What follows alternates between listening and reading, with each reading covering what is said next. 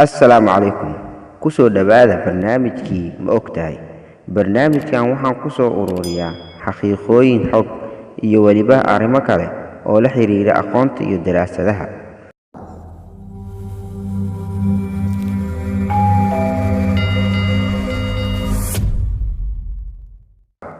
ma ogtahay misna ma la socotaa in jacaylkii koowaad ee Adolf Hitler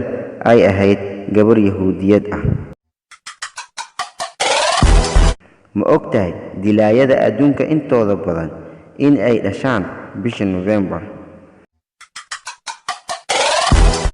ma ogtahay in kalluunka loo yaqaan dolphin uu ka hurdo hal il